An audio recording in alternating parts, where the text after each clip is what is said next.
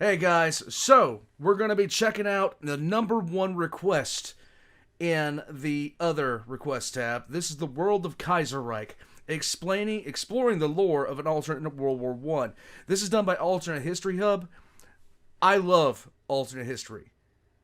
I just yes, it is a yes for me nonstop. Now I don't know if this is a book series or if this is just him expanding on stuff. I don't know. We'll find out once we get into it. But the Death Corps of Kreis Guardsmen said that the Kaiserreich just felt like something the old man might be interested in. Well, you piqued my interest. So let's jump right into this. Guys, Alternate History Hub, his links are going to be in the description down below. I highly recommend. This looks like the same guy that does another couple of channels that you guys have turned me up to. So I'm already interested. Let's jump into it. Like and subscribe if you haven't already. Let's go. Let's go. Let's go. But there's something belonging to others. There's enough for all people to share. When it's sunny June and December too, or in the winter time or spring. Okay. There'll be peace without end, every neighbor a friend, with every man a king. Okay. The war in the West was over. For the second time in 50 years, the flag of the German Empire flew victoriously over Paris. It appeared as if this war was going to be different, but as the First World War, or Weltkrieg, ended, Prussian military might was once again unmatched, leading the Kaiserreich to victory. And yet, even after millions were left dead and nations were in ruin, this was only the beginning. It's often been wondered what the world might have been like had the Central Powers won World War I. It's a common idea in alternate history, been explored in books, movies, but what about something more niche? Say a mod for the game Hearts of Iron 4, a strategy game that tells events using only pictures, text, and a world map. But with the magic of modding, knowledge of history, and some good creative vision, this is the world of Kaiserreich, and I want to explore it. I have this game. You guys continue to tempt me with games to play. You guys continue to tempt me. By the way, Mechanics stream is going to be starting soon. The year is 1917. The war has up to this point gone relatively the same. Archduke is shot, things start to get hot, and the overall battles, tactics, and players of the war are the same we all know and love in our timeline. By this phase of the war, the Germans never restart unrestricted submarine warfare, the policy that caused the sinking of the Lusitania and soured US relations with Germany. And not only do they take preventative measures to assure the US stays neutral, they actively promote anti-war propaganda in the States to sway the American population. Russia, as usual, collapses into civil war, allowing the Germans to keep their gains in the East. 1918. In the West, Britain and France attempt a massive offensive that only ends in failure. While the Central Powers have lost some land in the Middle East and are suffering from blockades in both the North Sea and Mediterranean, the gains by the Treaty of Brest-Litovsk has given Germany a bit of breathing room. Russia is practically out of the war, so Germany can reorganize on the Western Front. The new plan? To hold out and bide their time another year. 1919. The time has come. Get the boys around, we're dedicating fully to the Western Front. Germany has been able to keep Britain and France at bay, and the Russians distracted long enough to formulate their own new offensive. A blitzkrieg, if you may. This was called the Great Offensive. In March, Germany launches their attack. This new form of modern war overwhelms the Entente, and their line falls apart. Within a matter of months, Paris will be encircled. The French army falls into disarray.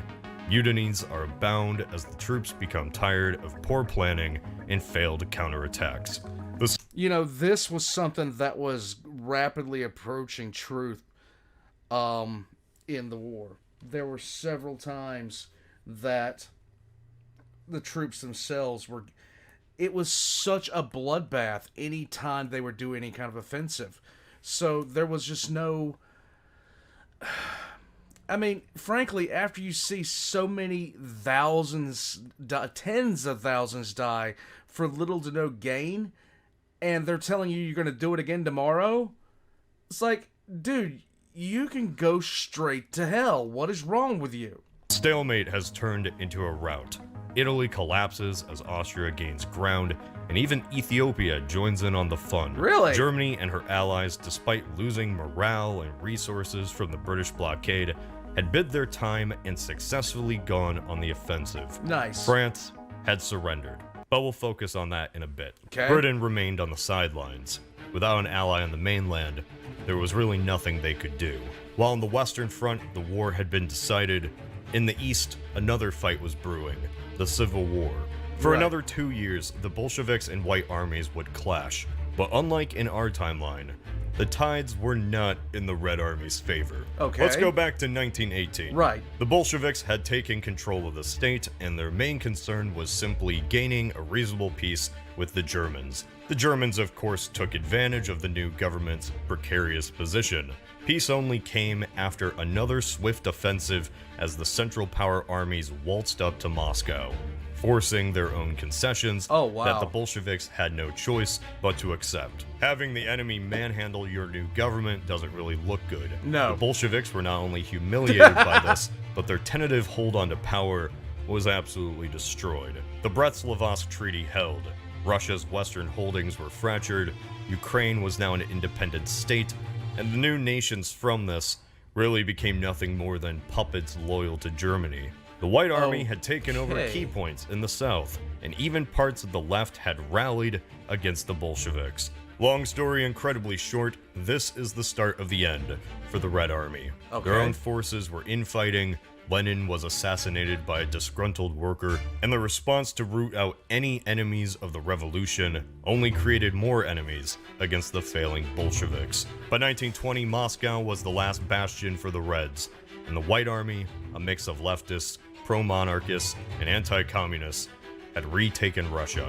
With the state of their armies, although victorious, the White Army generals, with Kerensky at its head, had no choice but to recognize the previous treaty with Germany. Russia would never hold the lands in the West again. With the dust finally settled.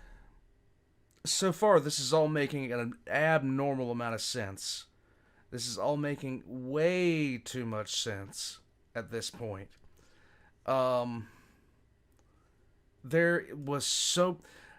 America's contribution to World War One, despite what a bunch of people will say, was not as large as most people really believe. Like, the big one of the bigger things that happened was it was a huge morale boost when they started arriving, when the Americans started arriving in Europe.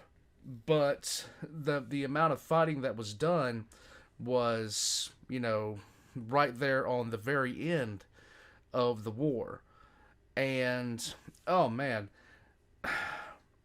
But to keep them out, the morale boost that the American troops gave to the Entente might have prevented this exact scenario. And it's things like that, well, including the manpower, of course, but it's things like that that really set this time period apart. By 1921, the greatest fears of the Entente, now defunct, was realized. The Central Powers were now the victors in Europe. In the Mediterranean, Italy was dissolved into a series of states on the peninsula. New treaties pretty much stripped the losing parties of their colonies and divided the spoils. Germany gained a far bigger hold in Africa. Austria actually didn't die, and the Ottomans, as weak as their rule was, regained territory lost to Italy and Britain. Losing has its consequences, and after such a dramatic loss in the West, France was about to have a revolution. No surprise. At 11 a.m., November the 11th, 1921, the final declaration of peace was signed. Peace with honor, it was called. But to the losers of such a war, there was no honor. France suffered through the German offensive for years, losing countless in the fields, only to surrender in the last minute. Britain controlled the largest empire ever seen in history, and none of that mattered when signing that peace treaty. Right. Resentment from a tired population was hard to miss in everyday life. Such disillusionment had to be channeled somewhere, and ideas once seen as radical became demanded as necessary. What followed for the next 5 years would be a transformation of Western Europe. One that dramatically began in the last days of the war as the German armies surrounded Paris, threatening to take the entire nation. The army had mutinied, refusing calls by the government for another offensive after so many had failed. Right. A general strike was organized to shut down France, force the government into a concession, and remove them from power. In under a month, the Third Republic would collapse. But before we get to the collapse of yet another French Republic, let's have a chat about syndicalism. Syndicalism was a leftist movement that arose in the late 19th century after the founding of the Confédération Générale du Travail, or General Confederation of Labor in English. For simplicity, let's just call them the CGT. The main facet of syndicalism compared to other sects of socialism is the main power in a nation would be in the labor unions themselves. Oh boy. So no central government, but decisions decided by a series of worker-focused collectives. Policies directly in the hands of the working class from the local level to regional and finally national. And this encompasses everything from economics to social policy and even military matters. As describing any ideology, it's more complicated than just that, and it varies. It was more prominent in Western Europe before the start of World War I, especially in France, but fell apart once the Soviets took over in Russia. Yada yada, Red Scare, the leading socialist state is Leninist and eventually Stalinist. Syndicalism never reaches real prominence, but is still around today in small circles. In this alternate timeline, the Red Army... The thing about it was, it actually was a lot later, because people didn't know what was going on. People had no idea what was going on in Russia when Stalin took over. No clue whatsoever. When Stalin took over that country, if you know nothing about World War II, Stalin was just an absolute monster. He was a monster that we didn't know because not enough information got out, and they were our allies at the time. But Patton always said, and I do believe he was wrong about this 100%. He said two things, one of which I don't know if we could have done with the way the Red Army was pushing. But he said we fought the wrong enemy in terms of Germany, which I think he is just 100% wrong about. But he also said that we were preparing. I believe he said something to the effect of we should have hit their army and drove them back. And it should have been, the war should have continued with it being the Allies against the Soviets. But in either case, I don't think anything would have gone well at that point. Europe was completely exhausted. I'm probably wrong about the second one. I know I'm not wrong about the first, because I did like Patton for quite some time, just because he's a jackass, but still, he was utterly convinced that the Soviets were a greater threat than the Nazis. I don't know if he felt that way after he found out the truth about what the Nazis were up to, that they were kind of hiding from the rest of the world, but that's neither here nor there. I still say he's wrong about that first one. In Russia is falling. France, the most prominent hotbed for syndicalism and socialism, takes the mantle instead. And what better time for an ideology like syndicalism to take charge than when the government itself collapses? Right. A provisional government was established in the Third Republic's place. Think of it like the Kerensky government, where it was at odds with more extreme factions within the country. Socialists and liberals were at odds with the radical notions of the CGT, who believed they, as the leaders of the unions, held rightful power over France. Before the war against Germany was even over, another one had begun. A civil war between the provisional government and the syndicalists. While in the East, the Bolshevik Revolution was as dead as Lenin, in the West, it had only strengthened. The provisionals knew the military had CGT sympathies and tried to disarm the military under the excuse that the war was coming to an end. The remaining radical portions of the government abdicated in protest and joined the opposition. In a few months, France had gone through 2 different regimes, and the sole power left in the country with any backing or effective influence was the CGT and the syndicalists. And much like the Bolsheviks of our timeline, a period of violence followed as opponents and remaining sympathizers to the Republic or Provisionals were hunted down, achieving peace with Germany quickly only to secure their own position. In Britain, the Labour and Conservative parties had become ineffective. There was a convoluted election, and failed tariff policies meant to help the economy only led to disaster. Economically, Britain was becoming isolated. One coal shortage and rise in unemployment later, and the economy collapsed. Such a bungled mess of policies had only reaffirmed opinions of the government created since the signing of the treaty. A change had to be made.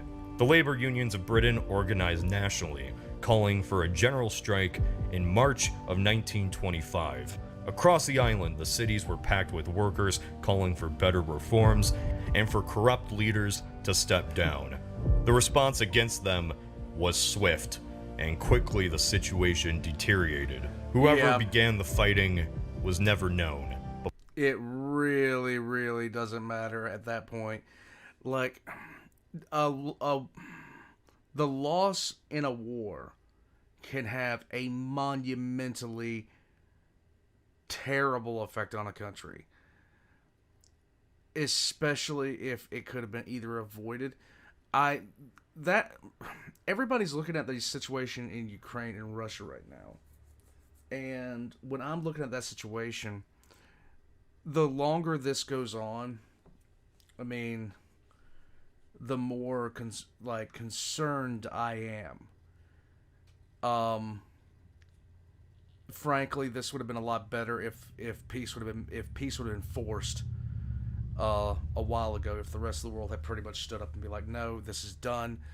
This needs to stop." In fact, one of the worst things I heard about was that fact we did have a peace deal ready to be hammered out, but due to certain things happening, that peace deal was averted.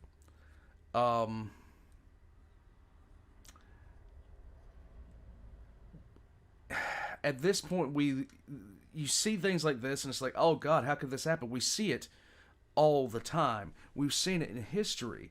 We saw what happened to the Soviets. Well, the Tsarist Russia.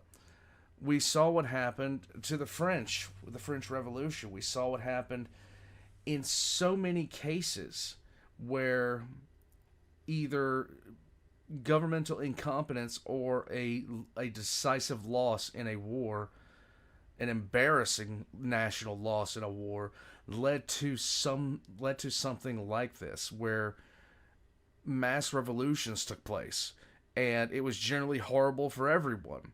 So right now I'm looking at a nuclear power, hoping to God that it's not going to be as bad as I think it's going to be. Just saying.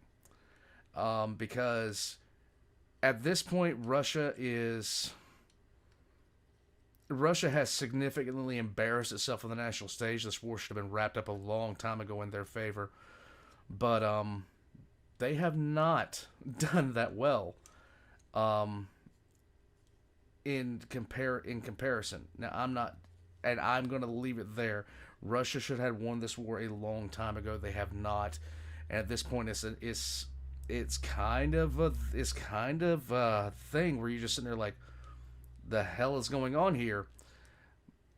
But I can fully expect. I mean, the Wagner group, when it started pulling back, and as soon as I saw that, I got up from my chair and I went and talked to my wife, because I was just like, of all the things to concern me, this really, really concerns me, because you don't want a North Korea with intercontinental ballistic missiles in the hands of people who aren't afraid. I'm going to stop talking about this because it gets me kind of wound up in a bad way. Anyhow, continuing on. But propaganda that it was the military that shot first was soon shared to organizers across the nation. The royal family decided to take a trip to Canada to ride out the storm, but this storm wouldn't pass. A revolution had begun. Over the period of 3 months, the UK would cease to exist. Parliament floundered an effective response, the workers transformed into militant revolutionaries, and soon even London itself was on the verge of falling. When the capital eventually did fall, any forces loyal to the Crown and Old Britain followed the royal family to Canada. The United Kingdom was disbanded. The Union of Britain was born. The ramifications for this were felt across the entire Commonwealth. The land of the Crown was no longer in Europe, but instead Canada, and the chaos from the revolution left loyalties and obligations up in the air. Right. Australia and New Zealand banded together into a single confederation, as did Britain's holdings in the West Indies. Their African colonies were quickly swallowed up by the Germans. Moving on to Italy, while it was divided into a federation, even this quickly fell apart as its new nations began to fall under the easy sway of its much larger neighbors. The newly created Republic of Italy, with its capital in Venice, became a puppet of the Austrians. The Commune of France helped facilitate a socialist revolution in their south, forming the Socialist Republic of Italy. So, small tangent. If you can't tell already, this is what Marx originally predicted would have happened. The workers' revolution was supposed to occur in already industrialized societies, where people were sick of their low wages and terrible working conditions in factories. Just so happened that by a little bit of German trickery and planting of a Lenin, what we associate as the first communist state began in the not industrialized, not highly populated Russia. Right. Alright, tangent over. 3 European countries now were in the hands of the labor unions, the syndicalists, and for this, they united into a faction of their own, a buffer against the German system, Middle Europa, an economic alliance that united the puppet states of Germany together with the Reich at the center. Okay, Germany now. As for the actual victors of the war, the post-war years were not some glorious victory dance for the Germans. Doubted it. Millions had still died in the fighting. When the treaties were signed in 1921, the population was just recovering from the last 7 years of food shortages. In a way, it was a miracle at all that the Kaiser's image was not tarnished, but victories do tend to have that positive effect. They do. So what is a Reich to do, and what issues do they need to deal with? All Well, of for them. one, the economy. The war, while won, took a tremendous toll out of the market. Manufacturing and factories had to reshift from their wartime production back into civilian mode. Pound this with a reduction in the conscripted military, and now millions of men were returning to civilian life without jobs in German cities. And that's only the domestic issues, as the Reich now oversees the newly liberated nations in the East, who, being recently, founded, their economy wasn't having the best time either. I doubt and it. Germany bore the brunt of this, as the economic bloc was their idea. With some economic reforms in the 1920s under the newly appointed Admiral Alfred von Tirpitz, Germany would go through Nice. a golden age by the time of his death, with a stable economy and society. Think of it like the 50s in America, in our timeline. Oh yeah, also Germany uses interventionist methods across the world and messes with other people's conflicts, but this video is already long enough. To sum up Yeah, let's not talk about that president. the state of Europe, the continent is split between a series of military pacts. Woodrow Wilson showed up. Okay. God, I'm gonna get off of this tangent. Woodrow Wilson showed up like he was the big dick in a locker room, and He's the one that did the League of Nations. He's the one that introduced interventionist policy. I'm not a fan. The syndicalists in the West, the German military bloc of Reichsmacht, and the more neutral nations of the Russian Republic, Austria, and the Ottomans, who I didn't really mention during this as their problems and influence aren't really that important, but hey, it's interesting they exist. I would assume that the Ottoman Empire in this timeline would still fall apart. They had way too many issues. And the war was already... They were already getting beaten dry before the war. I mean, I don't see how they survived after a few more years. Going back in time, the United States went through the 1910s pretty calmly. Until the end of the war, that is. The aftermath of a conflict the US wasn't even involved in would forever shift America's balance of power in the world. Germany's monopoly on trade in Europe alongside loans to Britain and France during the war, now never being repaid, led the US to find itself smaller, weaker, and poorer as a result. Its closest allies now were its own neighbors. With 2 ongoing socialist revolutions occurring, an emergency session of the Socialist Congress was declared in 1920 to discuss what action American leftists should take. Lenin had just been shot, and a rift, not just in America, but globally, was occurring between communists and syndicalists. Okay. What was settled wasn't really the important part. This was simply the origin for what would come to decide the next 2 decades for America, as a poor economy would only make politics more extreme and the young nation more fractured. At first, the situation in the 20s were the typical worker riots or protests. The very real Battle of Blair Mountain, look it up, still occurs as miners take up arms in West Virginia. The ensuing battle and calling in of the army leads to 100 dead. There are protests here and violence there throughout the decade. You get it. The US wasn't just losing its influence abroad, but its own government was losing it at home. Right. The stock market collapsed in 1925, going practically uncontested for a century to now being kicked out by new parties on all sides. Socialism, actual socialism, in many circles had gone mainstream. The unions, which had grown in power thanks to the trust busting of Teddy Roosevelt, became more than just forces for workers' rights. Factions were starting to grow. By the 20s, the Midwest had become an active hotbed of socialist and syndicalist activity. So much so, it was nicknamed the Red Belt. Get it?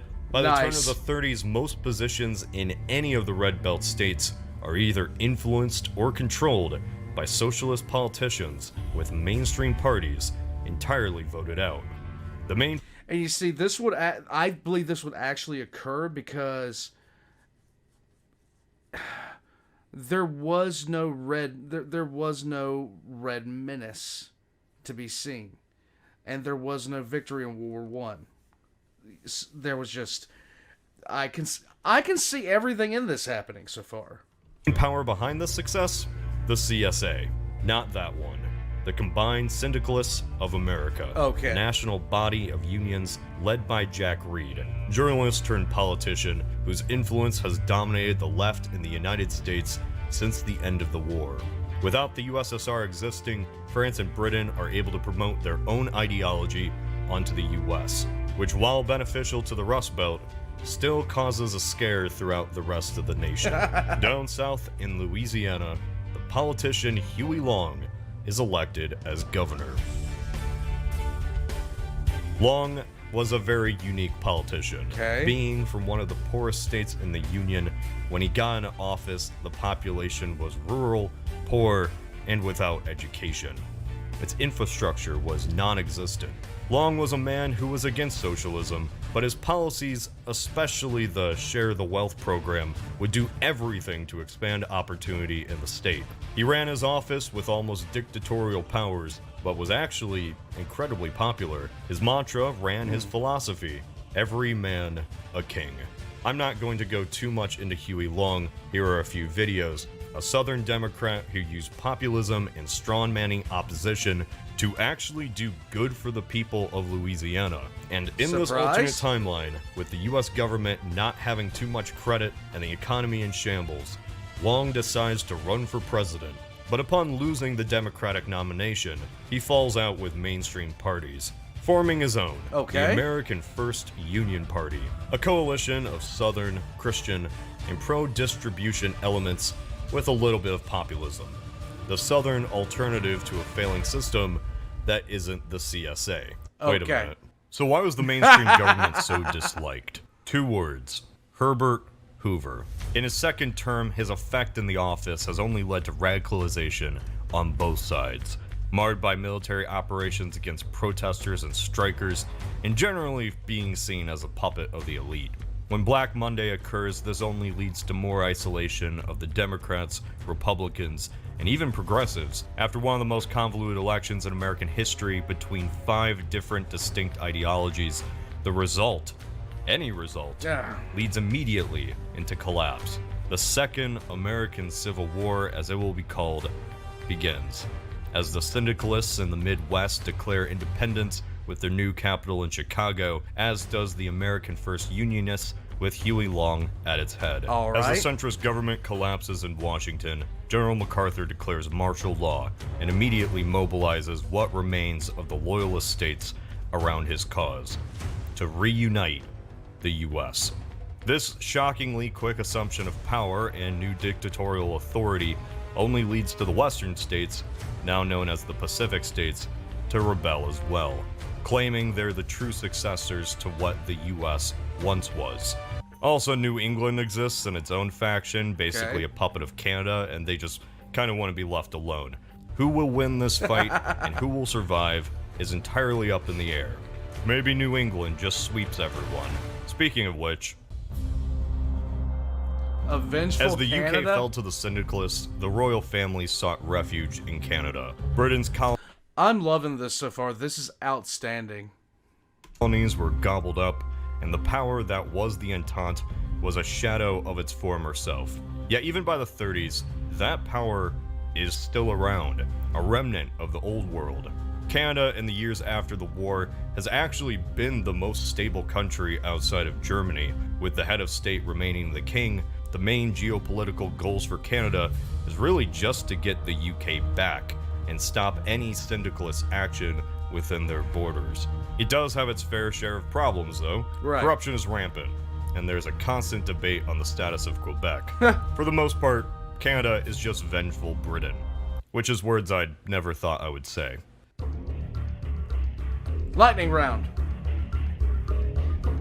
China, okay. The nationalist revolution devoured itself as it was consumed by corrupt dictators and fell into a patchwork of squabbling warlords. With the help from the Germans, intervening now in many foreign conflicts, loyalists to the fallen Qing are able to reclaim Beijing. After 2 decades of war, the Chinese population don't care much anymore for democracy, or at least nationalism, which the Germans were more than happy to promote, as they believed having a strong monarch was best for everyone anyway. The Qing's greatest rivals are to the north in Manchuria, the Fengtian government. They claim themselves as the descendants of Sun Yat-sen's revolution. Yet at least for now, they're simply biding their time with aid from the Japanese, waiting to retake Beijing from the Qing.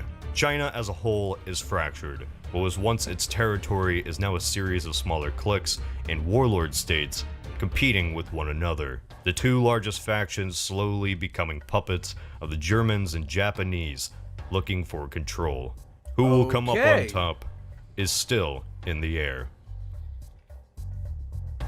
With the signing of the treaty in 1921, Germany went from having a few disconnected pieces of Africa to owning basically the center of the continent, a vast stretch that not only absorbed the Congo Free State, but stretches from the Atlantic to the Indian Ocean.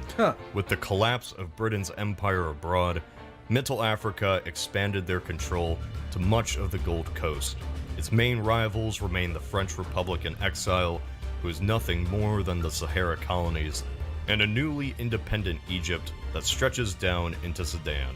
In many ways, it's one of the largest political entities on Earth, larger than the continental United States. Yet because of its poor infrastructure and geography, its influence is rarely felt.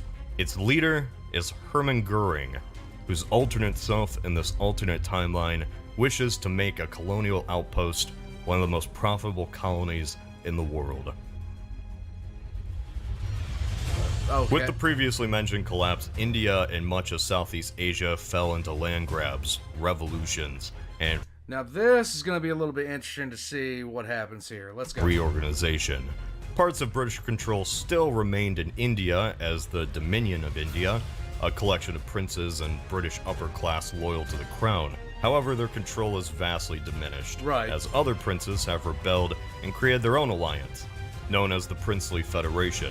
Lightning round over. What? What about Japan? Kaiserreich is a very in-depth alternate history scenario. So much so, I didn't even get into events with the Ottoman Empire, or the Mongolians, or Brazil, or any other country on Earth. Every nation in some way has changed. This history is just the backdrop, where the lore and stories change with every game. The victor and the history is up to you. So how will this alternate timeline turn out? Will the US remain a single nation after all opposition is purged? Will Britain ever be home to the crown again? Or will Canada simply fall to a syndicalist revolution as it spreads from the south? All of those are wrong. The Kingfish, Huey Long baby, will conquer America. Every single game, every single time, every man a king. Bridges will be built everywhere, even across the Pacific.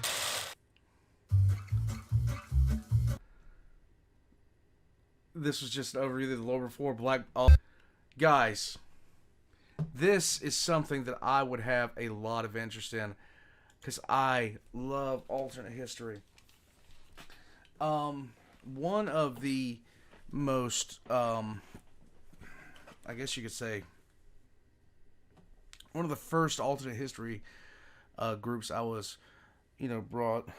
read was done by Harry Turtledove, and it was a retelling of the Civil War.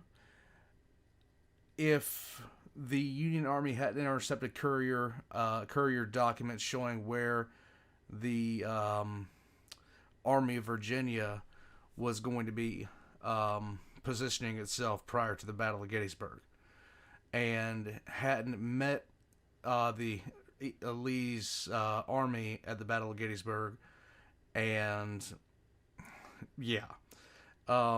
in that particular story, the North was forced to accept a peace, and it wound up spawning just an absolute, all of world history changed, all of it. The Hawaiian Islands were called the Sandwich Islands, which is ridiculous, but I mean, what can you do? The South and the South wound up losing in World War One. There was another war fought in the late 1800s that the South won. Basically forced a stalemate, in which the writer actually had Colonel Schlieffen of the German High Command there watching, where he came up with a Schlieffen plan, which didn't happen, of course, but he still came up with it in the real world, which he then used to not great effect in World War One. But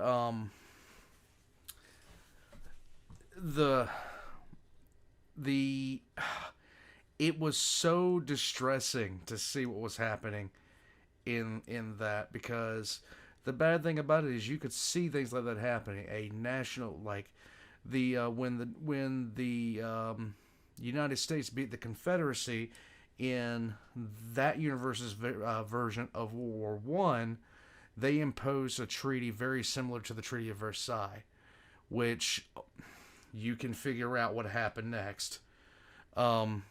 It was a very, very distressing read at several points, because you're sitting there going, this is going to be our version of XYZ.